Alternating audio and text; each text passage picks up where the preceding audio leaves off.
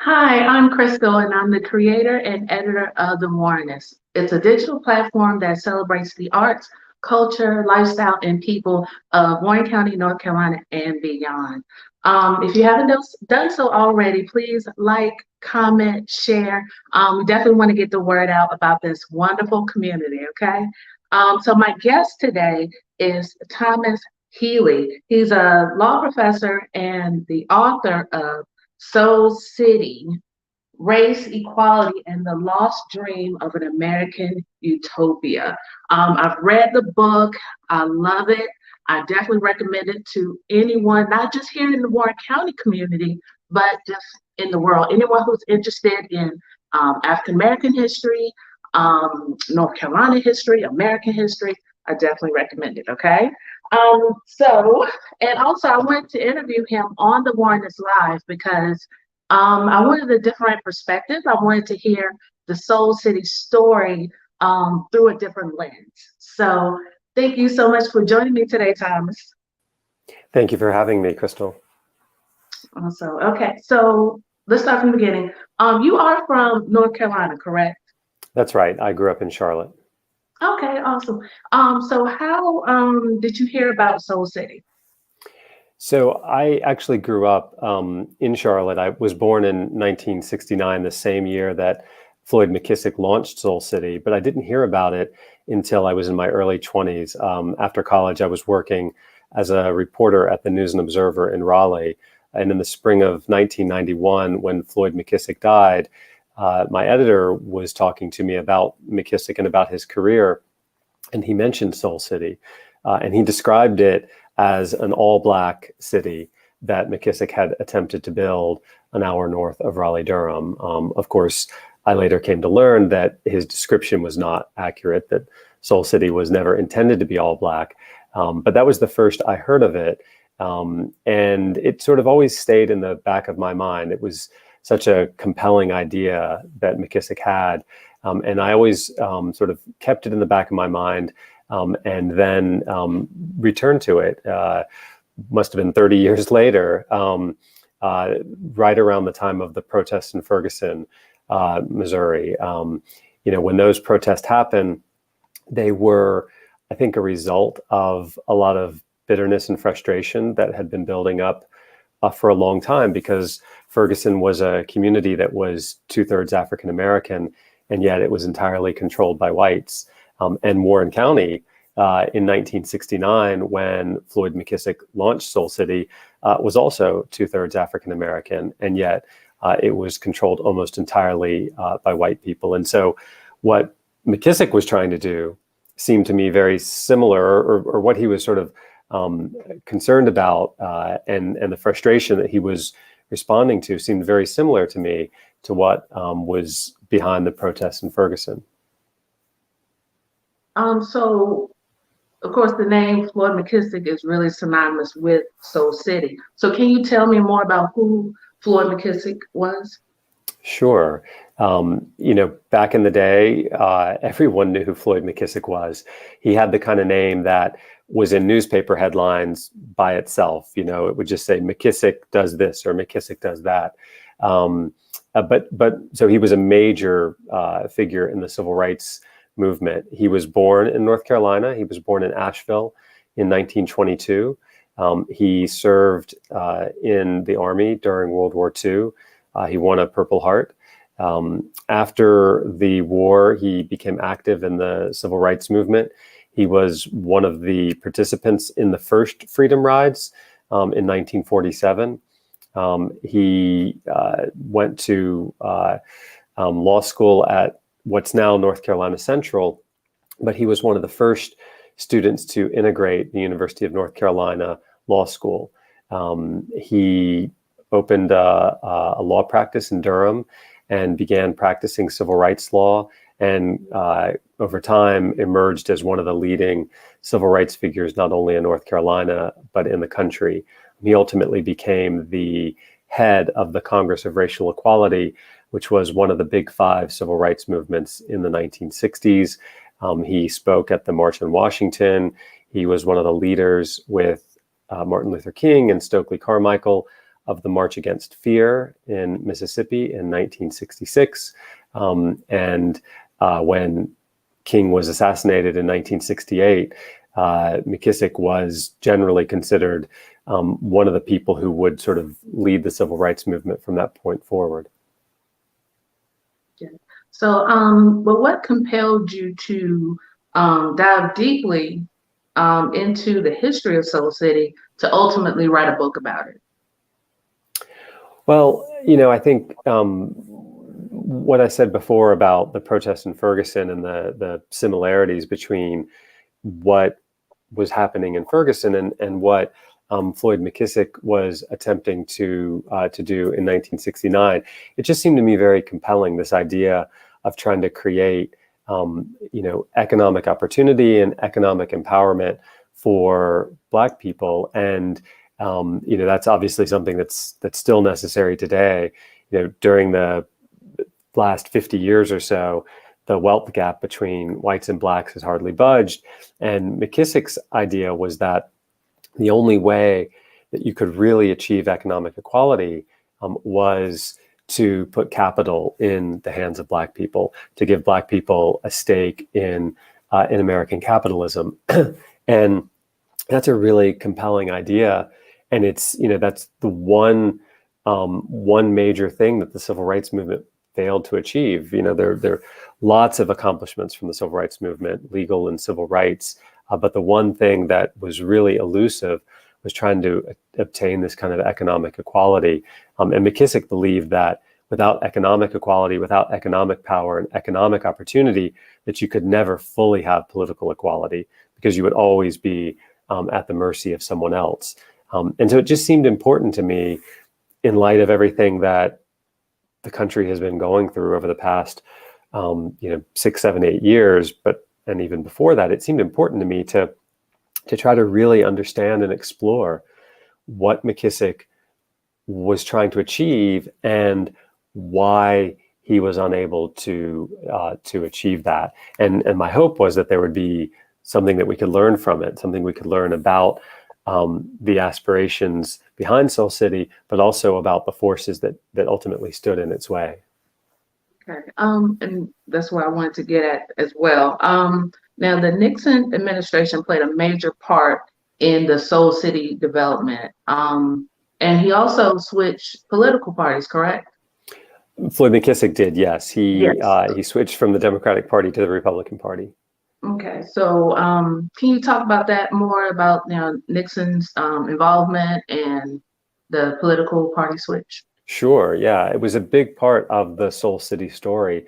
So Nixon obviously was elected in 1968. This was right around the time when Congress had passed new legislation providing funding for new communities across the country. And it was this funding that McKissick ultimately relied on to build Soul City. But he needed to get the support of the Department of Housing and Urban Development, and he needed the support of the Nixon administration. He filed an application for funds under this law in 1969, and HUD responded and asked for more information. And for about 3 years, McKissick and HUD went back and forth, with McKissick providing more and more information and providing sort of more detail and all sorts of studies to show that Soul City could in fact succeed. He was making headway with HUD, but I think he was concerned that even if he received the federal money, that if he didn't have strong allies in the Nixon administration, that he would continue to struggle with HUD.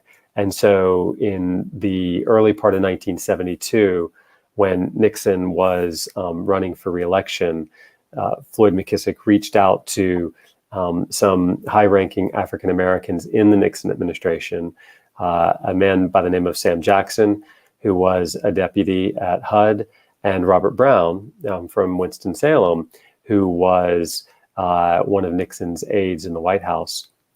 And McKissick said, let's try to build up some Black support for Nixon's campaign. And so he switched parties. He became a Republican. He endorsed Nixon. And he went around the country giving speeches on Nixon's behalf in the 1972 campaign. Around the same time, he ultimately did get the federal funding from HUD. And there's been a lot of question about whether or not this was a kind of quid pro quo, whether he and Nixon reached a deal that Nixon would provide support, financial support for Seoul City if McKissick switched political parties. I researched this pretty carefully, and I could find no explicit evidence of a quid pro quo. HUD was very close to approving Seoul City even before McKissick switched parties. And so the way I thought about McKissick's switch is it was really more of an insurance policy, that he wanted to make sure that once he got the money from HUD, that he would continue to have federal support. And I think he was being very, very pragmatic about it, very strategic. Eva Clayton, who was involved in the Seoul City project, she very bluntly told me that she thought that McKissick was being expedient. And I think that's true. But I don't think that there's evidence that this was some kind of explicit quid pro quo where McKissick said to Nixon, "I'll switch parties if you give me the money." I don't think that's what happened. Okay. And actually to go back just a little bit, but the significance of the name Seoul City, can you tell me a little bit more about that? Do you think it would have been a different outcome had it been a different name? Well, it's always hard to answer a counterfactual about history. I can say that the name posed a lot of obstacles for McKissick in his attempts to recruit industry. In order to make Seoul City succeed, McKissick had to bring jobs into Warren County because there simply weren't jobs in Warren County. That's why young people were leaving in droves during this time period. They were going up north for jobs and economic opportunity. And so McKissick needed to bring in industry, and he needed to show that this would be a thriving community where Fortune 500 companies like General Motors could establish a factory and their managers could come and live. And General Motors and lots of other companies did express concerns about the name Seoul City. I think at bottom, they thought it sounded too black. And they worried that it would be hard to persuade white employees to move to Seoul City. Now, McKissick was deeply attached to the name. He said at various points that the word soul really had religious connotations, not racial ones. I'm not sure whether I believe that because, he made clear that he wanted Seoul City to be a Black enterprise, that he wanted this to be the accomplishment of Black people. And I think that, for him, the fact that the name did have racial connotations, I think he thought that was very important. He wanted this to be something that Black people owned and to have a name that signified that ownership. And so he was deeply attached to the name. He said at one point to an interviewer, "If I change the name, I will have lived my life for nothing." And he ultimately did not change the name. There was lots of pressure on him from various consultants from HUD to change the name.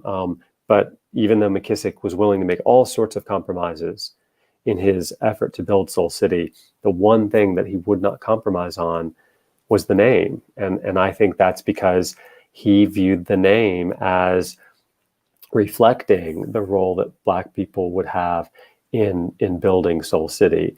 And so, I think it is the case that it stood as an obstacle, whether a different name, Sunshine City or something like that, some kind of generic name, whether that would have, turned Seoul City around, I'm not sure. But it is the case that there was a lot of opposition that, frankly had kind of, some racist undertones to the name.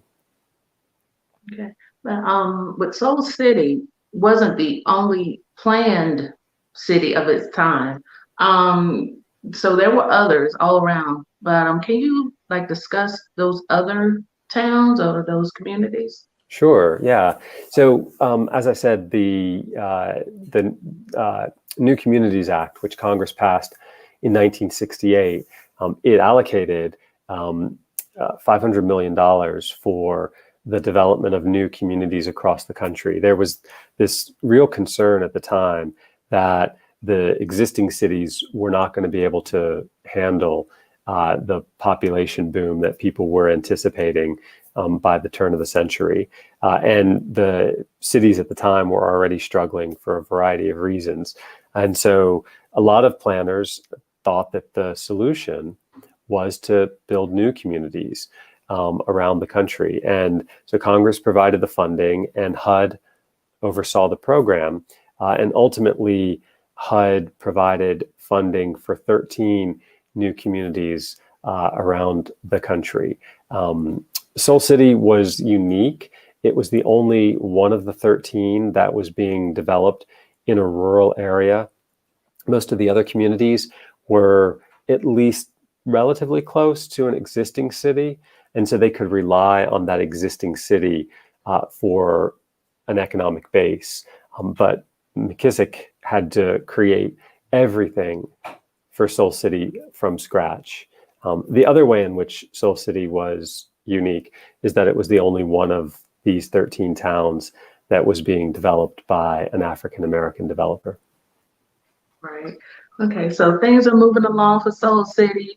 And then here comes Jesse Helms. Okay. So what role did he play? I don't want to use the word demise, but what role did he play in thwarting the plans for Seoul City? Yeah.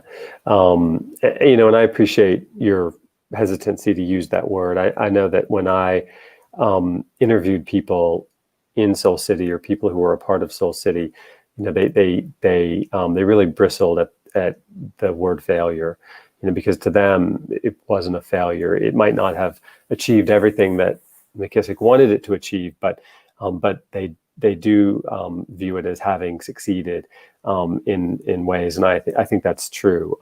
But you're right; it was thwarted. I think that's a good way to describe it. And Jesse Helms played a huge part in thwarting Seoul City, and he made clear from the very beginning that that was his goal. Helms was elected to the Senate in 1972, and McKissick was, at the time, had just received the federal funding, or the promise of federal funding. And McKissick had become a Republican, and obviously Jesse Helms was a Republican. And so McKissick reached out to Helms right after Helms was elected and essentially said, look, I know we don't agree on everything, but there are certain things that we can and should work together on. And he said that he thought Seoul City was one of those things, because it was an attempt basically to bring economic opportunity to a very, economically depressed part of the state. And Jesse Helms's response to McKissick was essentially, at the first opportunity, I'm going to launch a federal investigation into how money is being spent at Seoul City. And so he made clear from the very beginning that he was opposed to Seoul City, and that he would do everything in his power to destroy it. And ultimately he did. In 1975, he requested a federal audit of Seoul City. Now, his request was triggered by something else, which was a series of very negative articles in the Raleigh News and Observer alleging mismanagement of funds and lack of progress, and essentially raising the question, was this all kind of a scam that McKissick was running? And Helms used that series of stories in the News and Observer to launch this federal audit, which took the better part of a year and cast a shadow over Seoul City during that time period. Ultimately, the audit largely cleared Seoul City of the charges leveled against it. But McKissick had lost essentially a year of time and had lost a lot of momentum. And Helms continued to attack the project over the next 4 years. And ultimately, I think, was the the biggest reason why Seoul City did not achieve what McKissick was trying to achieve.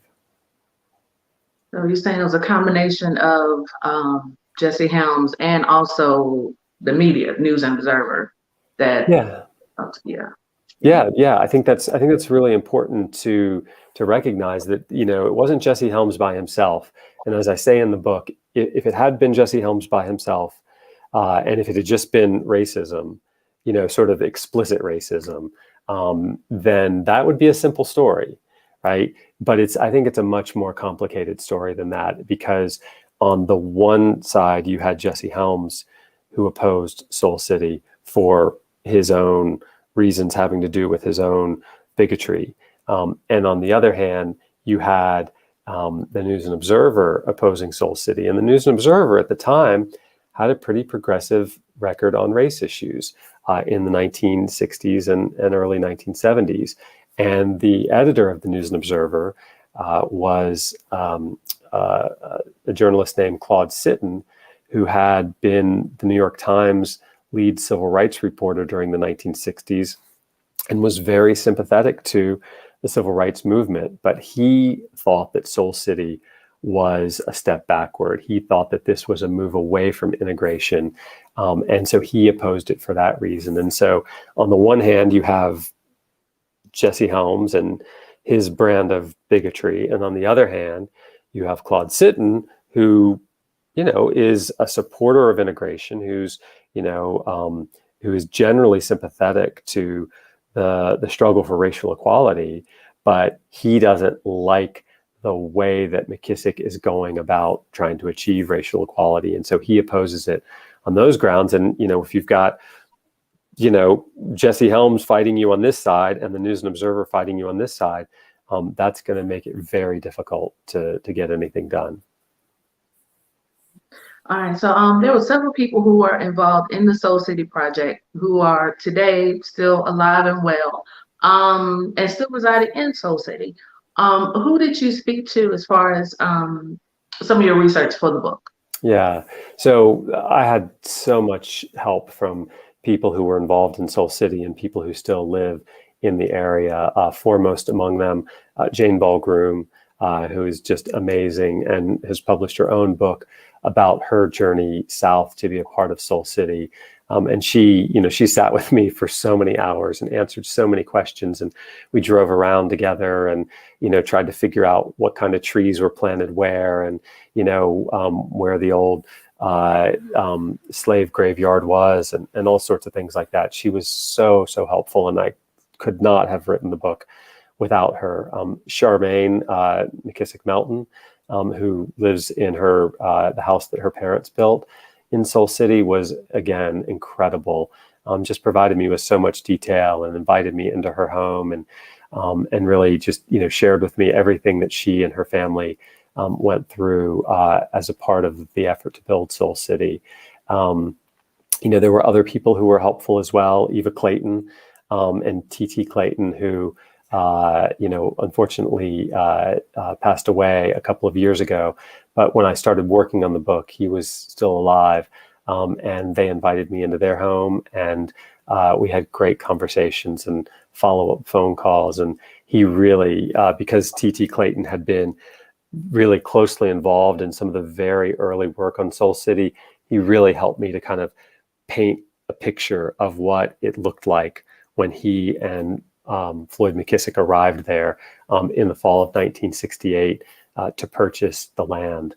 There were other people who were helpful. I spoke to Magnolia Jackson. I spoke to Voyette Perkins Brown. I spoke to people who live in Durham now, but used to live in Seoul City. Lou Myers, a woman named Beverly McNeil, who was one of the first people to sleep in Seoul City in a trailer in the winter of 1969. There were, other people who live elsewhere now. Gordon Carey, who was a civil rights activist, a member of CORE, and was a very close friend of Floyd McKissick, and lived in Seoul City for the duration of the project. He now lives in Winston-Salem. but he was incredibly helpful as well. So I really, I couldn't have written the book without the people who were willing to share with me their memories and their experiences, and then the archives for Seoul City, which are held jointly by North Carolina Central University and UNC, and that was where sort of all of the documents that that were generated as a part of this project, that's where all of those documents are stored. And so putting those two together, the memories of these people and the documentary material, that's what I relied on to piece this story together. Right, and you can tell when you read the book, I'm telling, the viewers, of course, when you read the book, it's very well researched. I definitely recommend it. I wouldn't say it just because he's on the show, but like seriously, it really is a good book, you guys. It really is. And so when you were doing your research, what surprised you the most about Seoul City? That's a good question. I think a couple of things surprised me, and I think the reason they surprised me was because of how Seoul City was misrepresented. If you read the media coverage at the time, you would have had this sense that there were just a handful of people in trailers living in Seoul City, not really doing anything, not really, trying to develop a community. And in fact, the amount of work that went into Seoul City is really just astounding. When I really began to dig into the archives, there's 8,000 folders of paperwork at UNC's Wilson Library. And when you start to dig into this, I mean, you get a sense for just how much work was being done and just how serious and and competent an effort this was to build this community. And so that was one thing that surprised me. The other thing that surprised me, and I think that this is really encouraging, was the way in which McKissick was able to win the support of local officials in Warren County and in Vance County and in Granville County. These local officials were all white. And initially, when he announced his plans, they were definitely skeptical. They were definitely not certain about this idea of building Seoul City right in their backyard. But McKissick was able to make clear to them how Seoul City would benefit the whole area. And it was an area that needed help. And so he won allies among these white government officials in Warren, Vance, and Granville counties, and among white businessmen. And, by the end, they were some of his strongest supporters.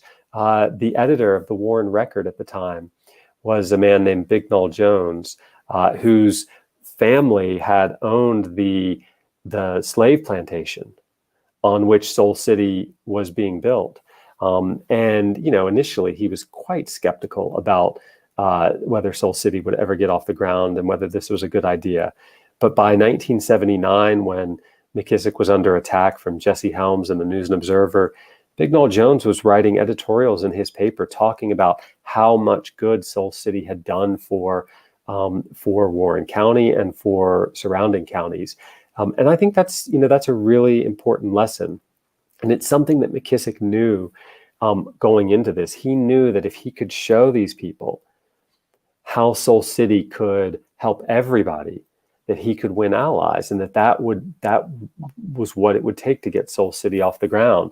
I quote him in the book saying at one point, sometimes to help yourself, you have to help others. And I think it's a great lesson, and it's encouraging, I think, because it shows that this was an area where there were still Ku Klux Klan signs on highway billboards, and yet by 1979, those signs were down, and local officials supported Seoul City because McKissick was able to show how if they all worked together, they could improve life for everyone.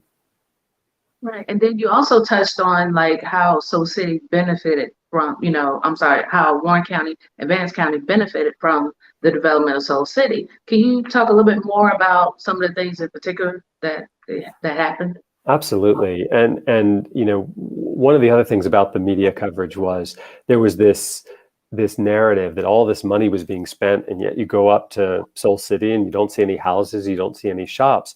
And the reason is because this money was all being spent on infrastructure, and it was supporting the people who lived in the area. So the big project was the regional water system, which provides water for a 3-county area. And, you know, it still is a huge piece of infrastructure there that industry could take advantage of if industry were willing to come to the area.